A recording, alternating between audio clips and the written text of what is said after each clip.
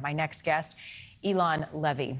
He's a former international media advisor to the president of Israel. Thank you for your time this morning. We're hearing a lot about Hamas, and the focus is on Hamas. But I want to start by talking to you about the role of several other countries in all of this, beginning with Iran. First of all, Marnie, before we get to that, I want to say I'm sorry if I seem a little bit out of it, but I really do feel like I might throw up now live on air because the Israeli Prime Minister's office has just decided to take the extraordinary step of releasing images of the burned body of a Jewish baby, a picture that they just showed Antony Blinken. It's there on their Twitter, burnt to a crisp, burnt to a charcoal. The attack that Israel suffered on the 7th of October was not only Israel's 9/11, it wasn't only Israel's Pearl Harbor, it was our Bucha. It was the scene of mass atrocities, 1,300 people butchered, and the images that are beginning to come out of the villages, the reports of beheadings, of people burned alive, even of a pregnant woman who had her belly split and then the fetus stabbed, has left the whole country in some very deep trauma. It's not easy at the moment. No, Eylon, and why is it important? I have not seen these images, and I am reading that they exist and that they're being shared. Why is it important that not only we hear these stories, as difficult as it may be, but we do look at what has happened? It's important to understand the full magnitude of what happened on October 7th, because I think many people in the world think this is just another one of the rounds of conflict between Israel and Hamas that happen every half a year, every year, and that this is going to end with a de-escalation and Israel will go back to deterring Hamas. But Israel's goal in this operation is not to deter Hamas. It's not to degrade Hamas. It's to destroy Hamas. And that's because what Hamas did on October 7th was the world's deadliest terror attack in world history after only 9/11. The death toll at the moment is half of 9/11, nearly, not adjusted for population, in absolute terms. It's the single worst massacre of Jews since the Holocaust.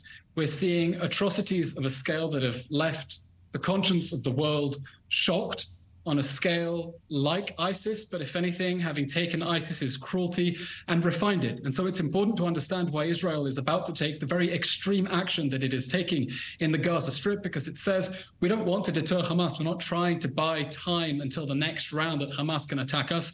It's over. The rules of the game have changed. Never again will we allow this violent jihadist terror group with this sick, twisted Nazi mindset and tactics to be able to perpetrate such atrocities against the men, women, children, elderly people of Israel. It's over. The rules have changed and the gloves are coming off. Yeah, we are dealing with the devil. There is no other way around what we are seeing, Eylon. But Hamas cannot do this. Absolutely satanic.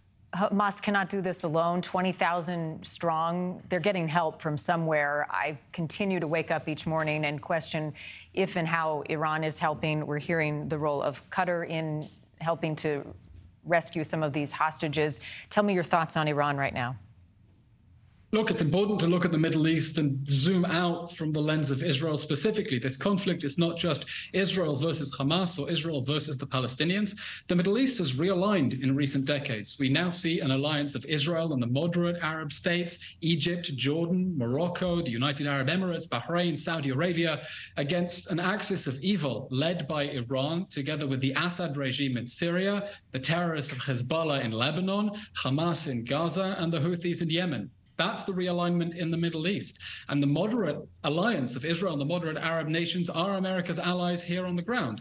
There's no doubt that Iran, whose leader just this week, again, called Israel a cancer that needs to be eradicated, has a very serious role in this, having funded Hamas to the tune of tens of millions of dollars every month for very many years now. It's made its genocidal ambitions regarding Israel and the Jewish people no secret. And here we have indeed that link up between the evil regime in Iran and the Nazi-like terrorists of Hamas inside the Gaza Strip, whose cruelty knows no bounds in their determinism to reinvent the playbook of barbarism in order to behead Jewish children, murder old women by shooting them in the head, burning whole families alive inside their homes.